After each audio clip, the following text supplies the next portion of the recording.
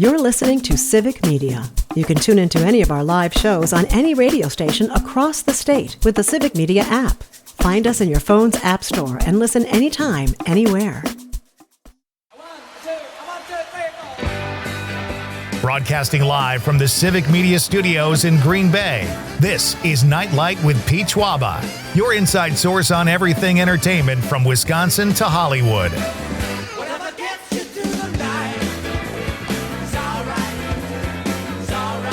And now, a guy who believes a penny saved isn't jack Pete Schwaba. You know it's not. Good evening, everybody. I am Pete Schwaba. Welcome to the program we call Nite Lite. It is great to have you here on this gorgeous, scorching Wednesday night. A fall Wednesday that before I left my house tonight, I turned on the air conditioning.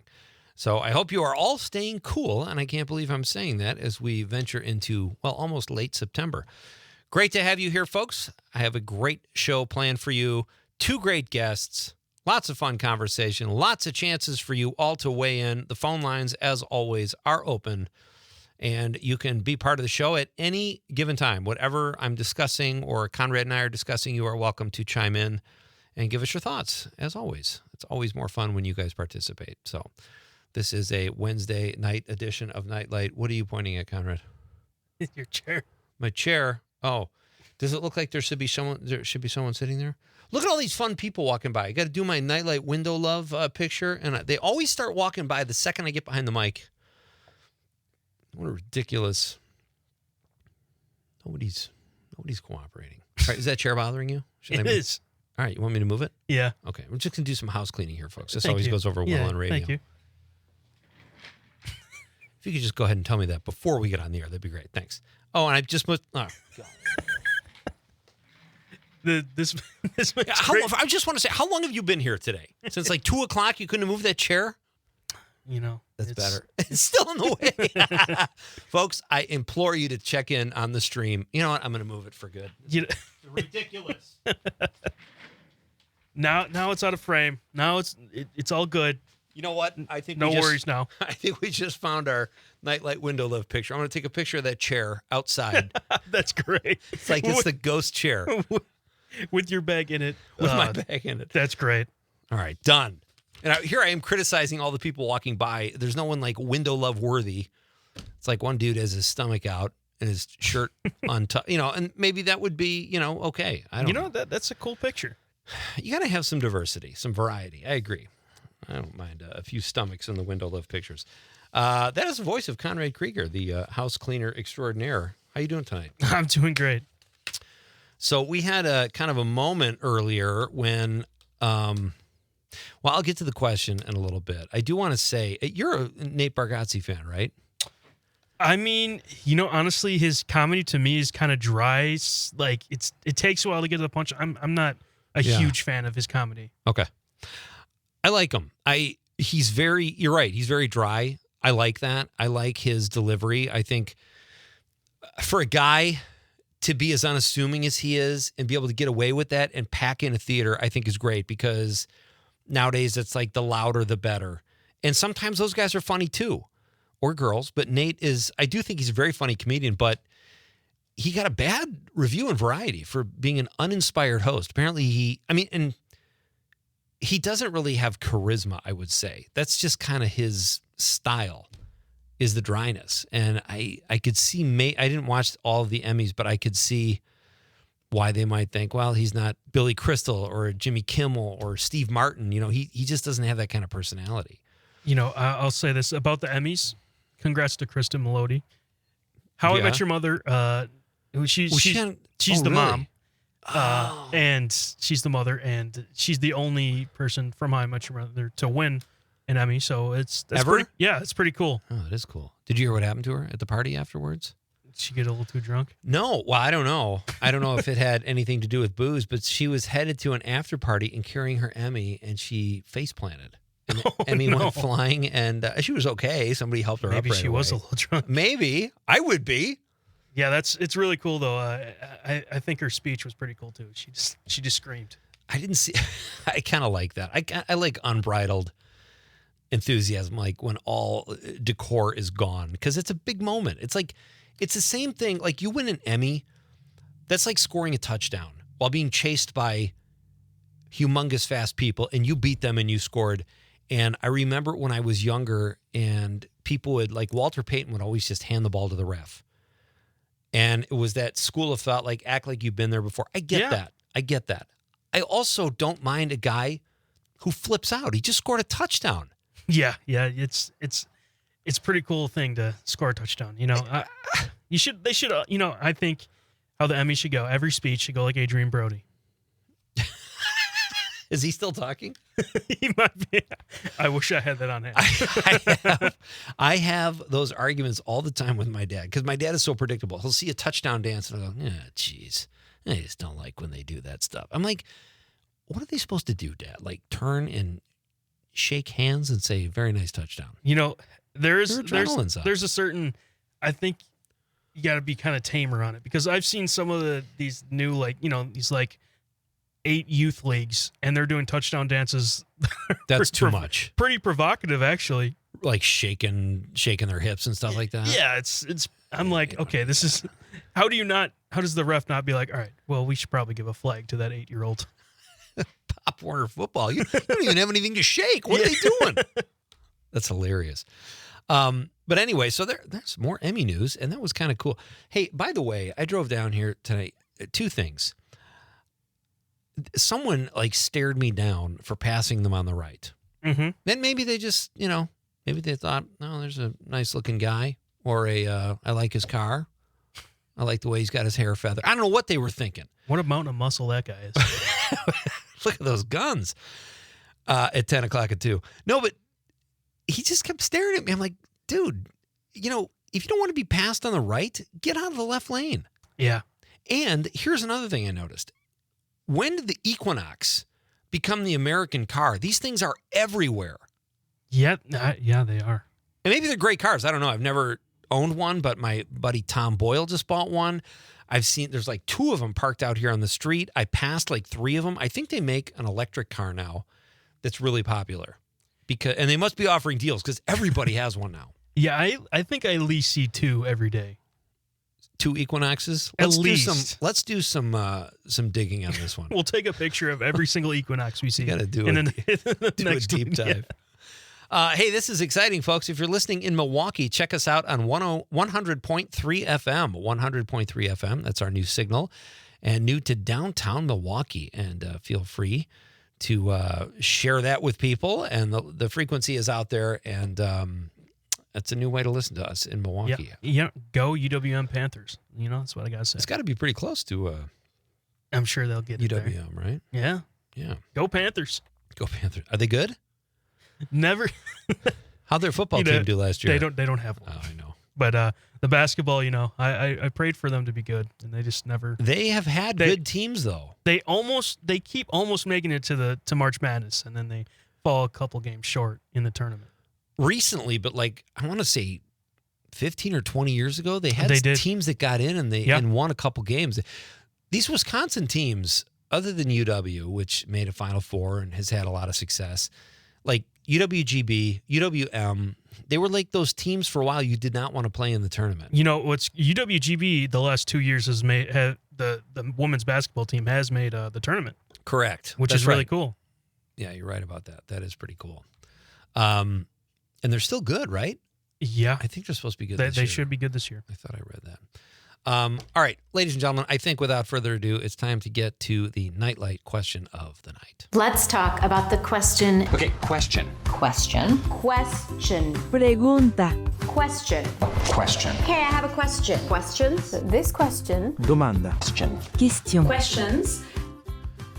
Who is the best athlete turned actor or actress?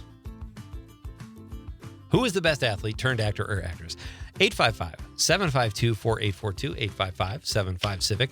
This is kind of a weird thing, and you see this occasionally. It's mostly wrestlers, like we were talking about before the show, because, wrestlers are showmen, or women. That's what they do. So I think if they can tone that down and learn how to act, sometimes they're not that bad. And you put you put in as a joke The Rock. But, and I know I've joked about The Rock too, but listen, The Rock is in talks for an Oscar nomination with this new movie he's in called The Smashing Machine, where he plays an MMA fighter. That's why he lost like 70 pounds.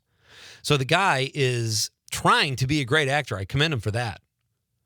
We'll have to see, but he got like a 15-minute standing ovation, I think at the Venice Film Festival about 2 weeks ago, which is pretty cool. Yeah, I think, because he did say this was like his first serious role. That's not, because his other stuff is mainly just like comedy and throw a little bit of action in there. Fluff, yeah. But I definitely have heard that this movie is his best. So you might put him on there, but I remember when I was a kid, a lot of, like, I remember seeing Dick Butkus in movies and like, who was the guy? Jim Brown. Jim Brown was actually not a bad actor. Like, he always played kind of a tough guy, but he had nice moments. Like, he was not a bad actor. But Dick Butkus, I never need to see acting again.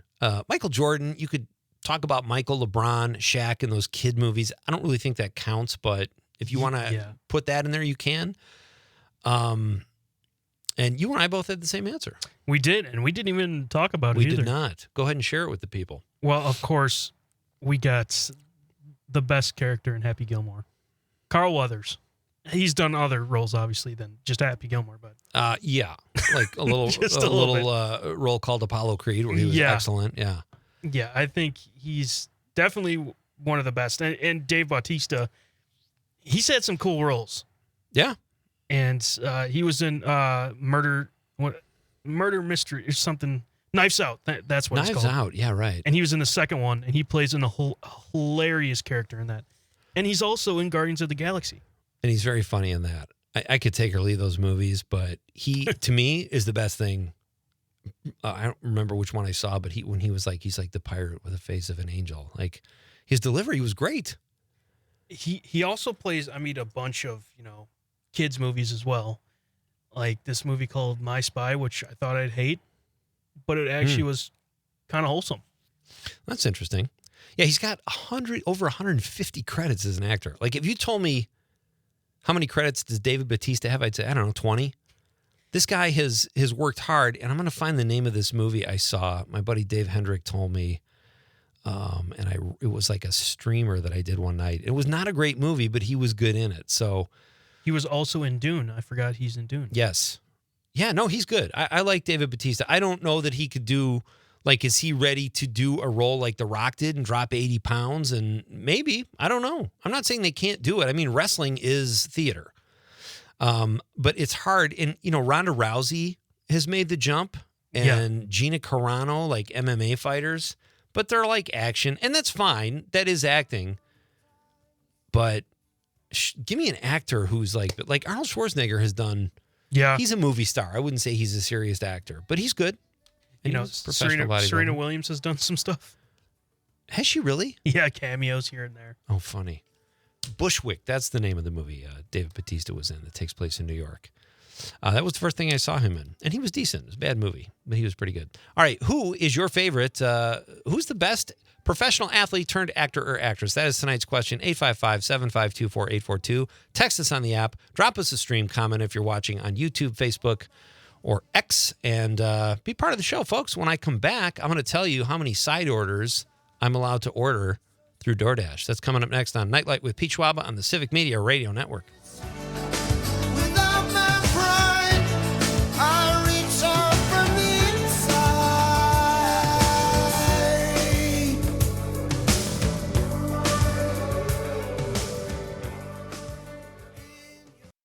You're listening to Civic Media. Stay up to date on the latest news and information for your local community and Wisconsin by signing up for our free email newsletter. Visit civicmedia.us/email to get started.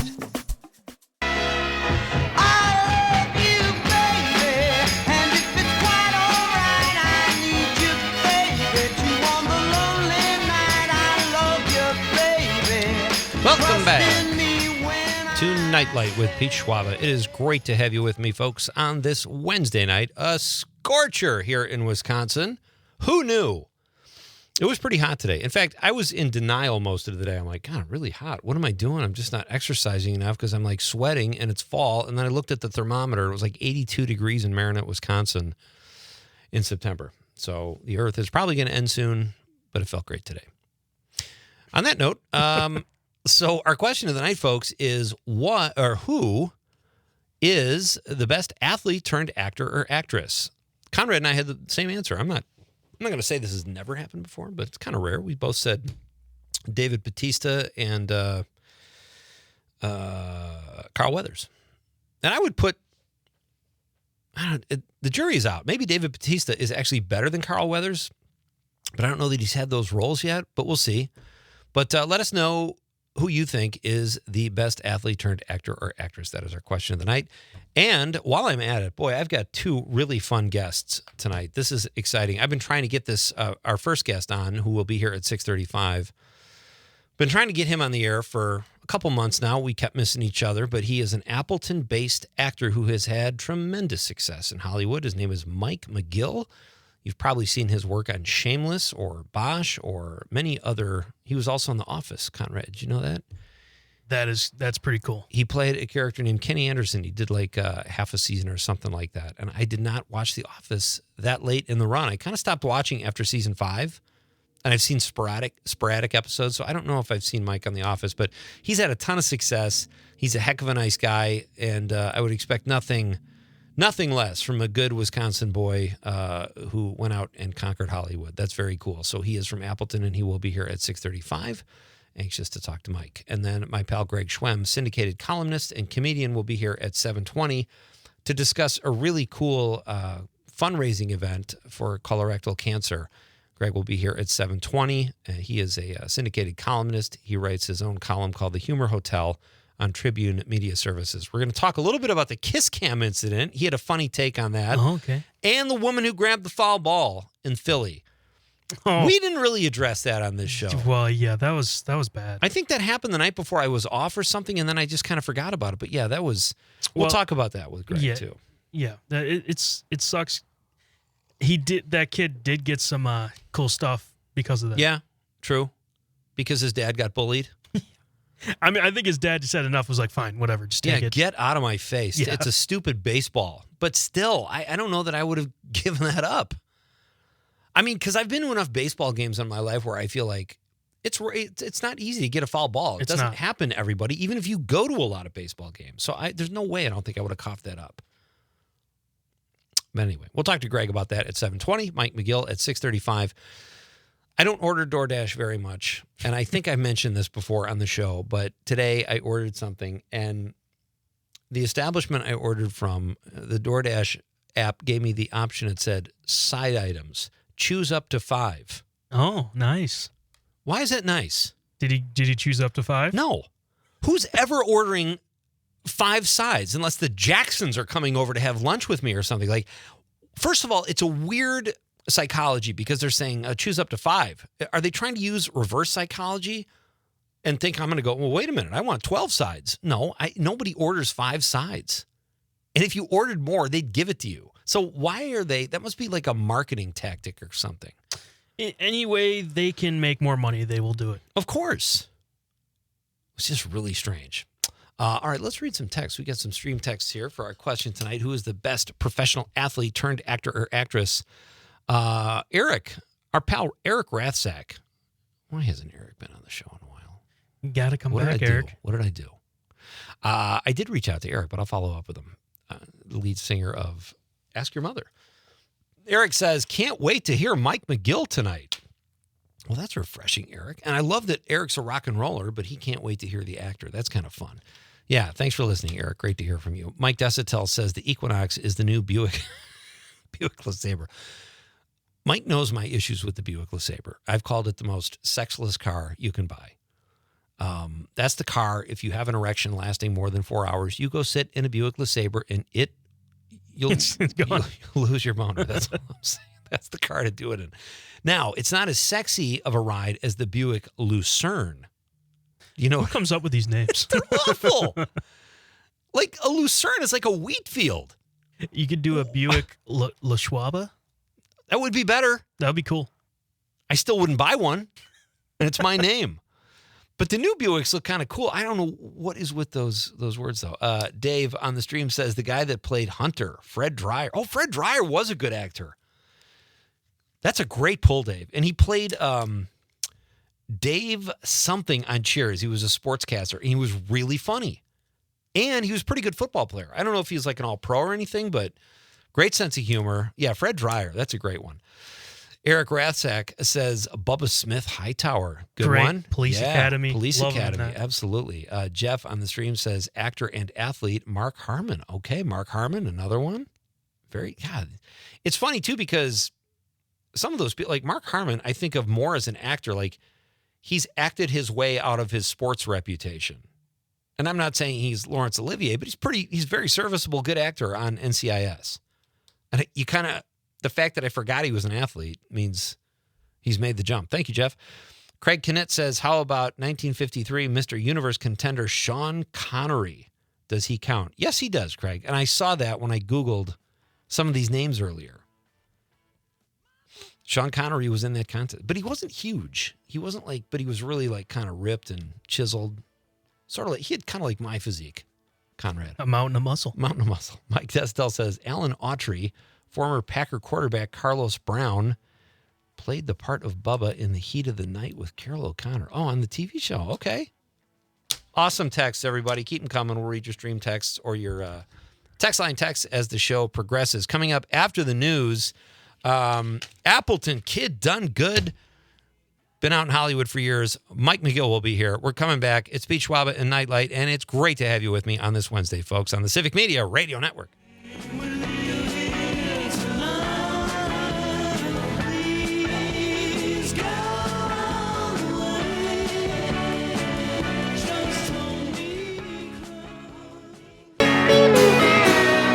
My sweet Lord, oh my Lord, my sweet Lord. Welcome back. This is Nite Lite. I am Pete Schwaba. You just sent me a message about Gary Oldman. I forgot about the clips. Yeah, we'll get to them. That's funny. There's some great clips. Yeah, that's fantastic. I need a haircut, by the way. I can't get into. Do you have someone here in Green Bay? Yes. But you pay like $50, right? For that. No, I'm just kidding. Oh, wow. Teasing. Half kidding. Hey, all right, we'll do haircut stuff off the air. Right now, folks, I'm very excited to welcome my first guest of the night, as I mentioned before.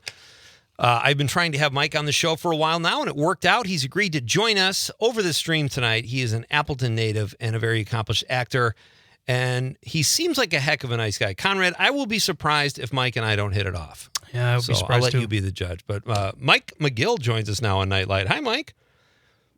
How are you, Pete? How are you? You could tell Mike is an actor and used to visual mediums because he's waving on the radio. But you are on the stream, Mike, so we can see you. How you doing?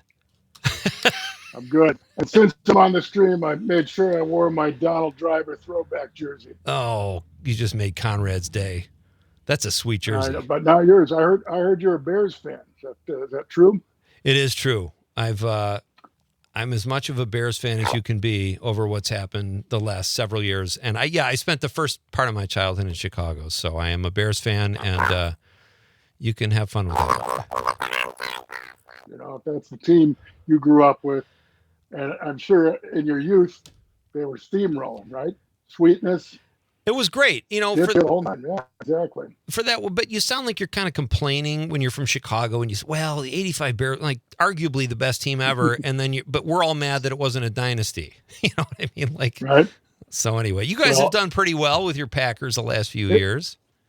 If you told me after Aaron Rodgers won that first Super Bowl that they weren't going to win anymore with him, I would have been like, "You're nuts," but here we are. So true, and I thought the same thing with Favre, actually, to be honest with you. So right, yeah. But whatever. Well, I married a Bears fan, so oh wow, I can't escape you guys. And you're still together? How long has it been? Oh, luckily, when we first started dating, the first time I went back and met all of her family, the Bears had just come to Limbeau Field, and they completely obliterated the Packers. So I got nothing but guff from her whole side of the family. and that was the year. That was the year that they went to the Super Bowl, lost to the Colts. But ever since then, fortune has been on my side on this rivalry. So yeah, I will say. Let's hope that continues. When you said that, I was racking my brain. I'm like, when would that have been? They went to Lambeau. Right. Yeah. Yeah. Right. Well, that's great. Hey, Mike, do you have a favorite professional athlete turned actor you could share with us, or actress? I just saw that scroll down, and I was trying to think of a professional actor turned athlete, and for whatever reason, the first thing that popped in my head was Lawrence Taylor in Any Given Sunday. I was yeah. He did a pretty good job for an athlete turned actor. Now, he might have just been playing himself, but I thought he acquitted himself pretty well in that movie. Okay, that's a great one. I thought maybe you would have said Favre because of Something About Mary, but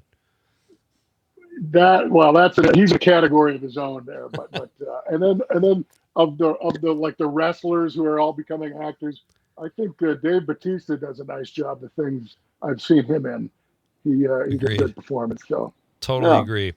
How about yourself? I said David Bautista and where I don't even remember my answer. Mike, here it is. David Bautista and Carl Weathers. Carl Weathers, yeah. Oh man, Action Jackson. That's one of my my faves from the '80s. And Predator, of course. Predator. So, and you know what? Apollo. Yeah. Yeah. You know what? I might have to do a 1B, and I might have to change my Lawrence Taylor answer and go with Carl Weathers. Chubbs Peterson. May he rest in peace. Exactly. That was what Conrad said. And here's one I forgot about, Mike. Fred Dreyer, who was on Cheers back in the day, and then he was Hunter. Yeah, Absolutely. he was pretty good. So it can be done. He had a nice run. Absolutely. Yeah. It can be done. Absolutely. Well, all right. So let's switch the conversation. You didn't come here to talk about Carl Weathers. I want to talk to you about your career. I can talk about Carl Weathers. I can talk about Carl Weathers all day. Wouldn't that be funny if you could? Like if you were the Carl Weathers guy and this that would be. Yeah. This film Penny you sent me, this short film with you and my pal Lance Barber in it. Give me some background on that. That was like 10 years ago, and it was about a wishing well and the pennies, and Lance is the guy that fixes it. And you play Lance's dad. That was a very sweet little film. I did, yeah. No, I honestly, I think it's probably one of my favorite projects that I've ever been involved in. It was a short film about 15 years ago. My wife, Amy, was pregnant with my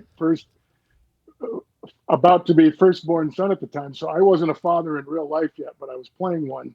Wow. I was playing one in the film, and then now I look back on it and I was like, I guess I did all right for just winging it and not knowing what I was doing. But Lance is a fantastic actor. Reginald Vell Johnson was in it.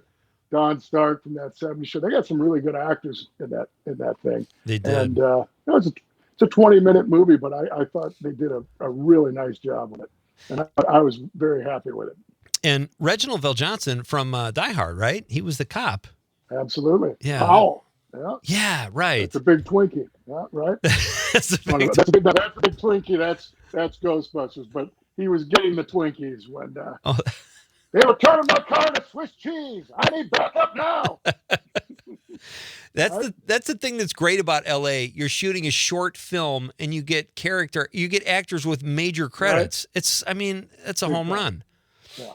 Yeah, for sure. Well, thank you for sharing that with me. I really enjoyed it. So my pleasure. I enjoyed because I did my homework over the weekend and revisited The Godfather of Green Bay. So I knew we had the Lance Barber connection there.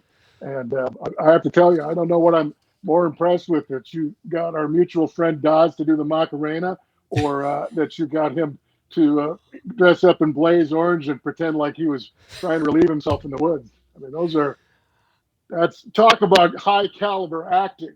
It took some, Mike did not need that much direction. I will say at a screening we had in Marinette, when Mike was doing his thing where he was squatting in the woods, he got a huge laugh. And right as the laughter died down, you heard his mom say, "Michael, I'm so proud of you."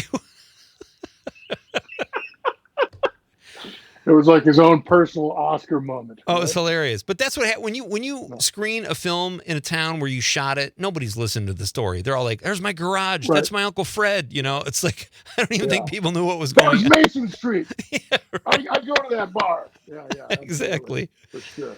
I mean, honestly, I do that. Now when I look at old films, and you probably do too. After living in LA, you're like, oh yeah, I know that neighborhood. Oh, there's Pink's Hot Dogs. There's such and such. But but when we were in Wisconsin watching them originally in the '80s, I had no reference for it. But isn't it a blast though?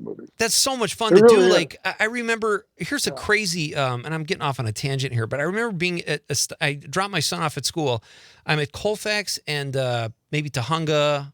No, I'm at Colfax and Riverside. Or I'm sorry, Moore Park, and I see the two motorcycles pull up, and CHP Chips. When I was a kid, I remember watching that show. Never even questioned what Chips stood for, and I'm like, oh, Chips, California Highway Patrol. I looked from the motorcycle up. Who's crossing the street but Larry Pine, the guy from the show Chips?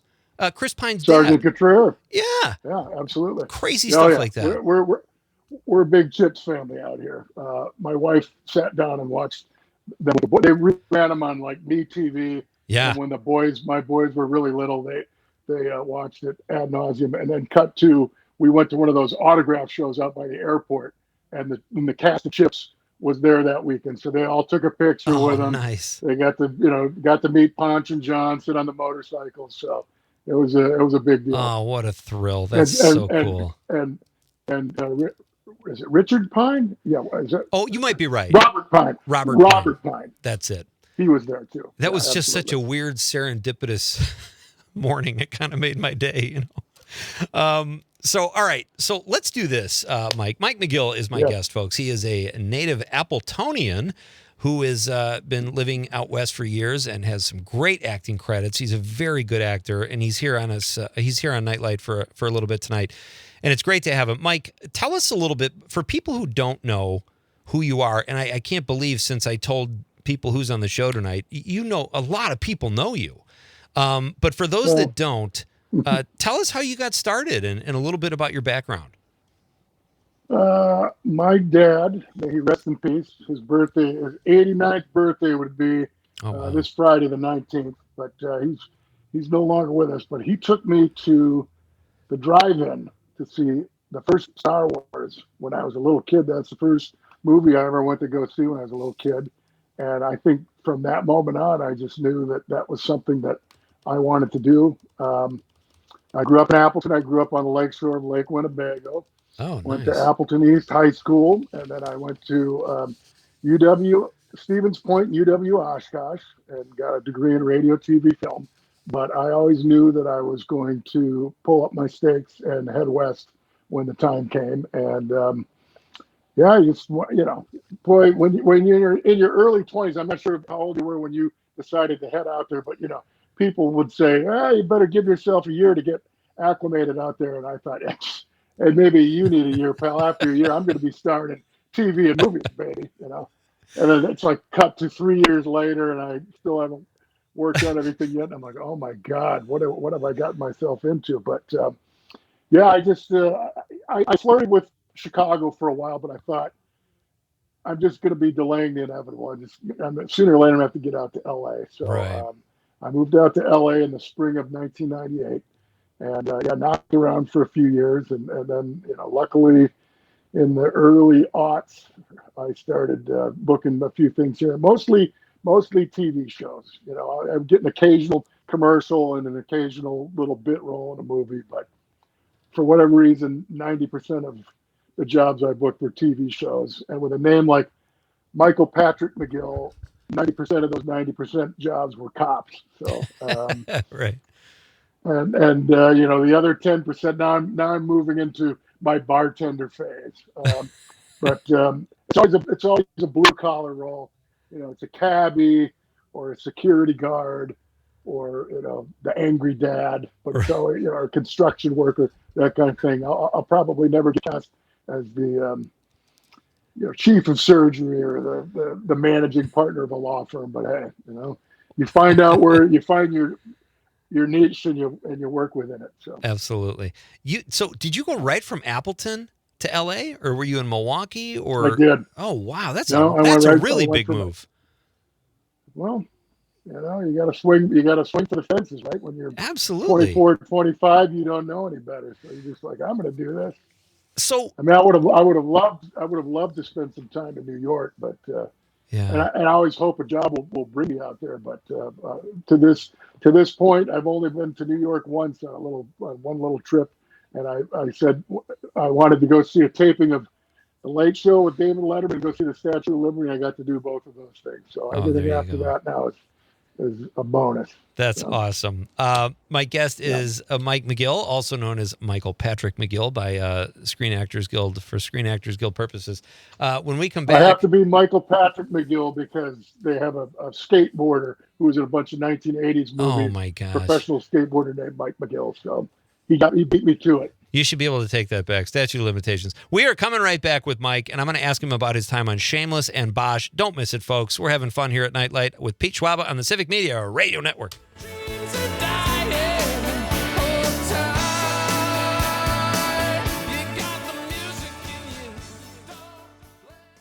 You're listening to Civic Media. Find the latest news, information, and archives of all your favorite shows on the Civic Media website, civicmedia.us. Oh, where can you go when your money gets low? In the basement, down in the basement. And if a storm is taking place, you can jam and still be safe. Welcome back. In the basement. This is Nite Lite. I am Pete Schwaba, and our question of the night is, who is your favorite professional athlete, or who was the best professional athlete turned actor or actress? Jim from Appleton, he's in the 920, says, best athlete turned actor, Alex Karras. That's a pretty good one. And Kareem Abdul-Jabbar from Airplane, of course. Those are two I'd kind of forgotten about. That's a great one. And then Cody from Madison in the 608 says, have you guys tried the new wing restaurant next to you on State Street? No, I haven't. We have not, Cody. We're in Green Bay right now. I do the show from Madison sometimes, and I will put that on the list, though. Thank you for your text. We'll get to more of your texts coming up in a little bit. Eric Rathsack on the stream says, met Mike at Jones Park a few years ago. Great dude, referring to our guest, Mike McGill, actor and Appleton native. Buddy, Do you remember Eric, Mike? he's hard to forget, man. He's a tall drink of water. Yes. His nickname Stretch, and he's the front man for a cover band called Ask Your Mother that plays all around Wisconsin. They sound great, and they were nice enough to let us. I have some friends from high school that formed a rap group called Shad Rap, and we performed. I just happened to be in town that weekend, and I hopped in and performed with them. And Stretch and Ask Your Mother let us perform during one of their breaks, so it was fun. Oh my gosh, that sounds like a blast. Yeah, Eric and Eric has been in the studio before. They've performed. He's great. So he's a cool dude. Yeah, that's a great text. Thank you, Eric. We'll have him back on soon. Okay, Mike. So we got to get down to all right. The first role I saw you in.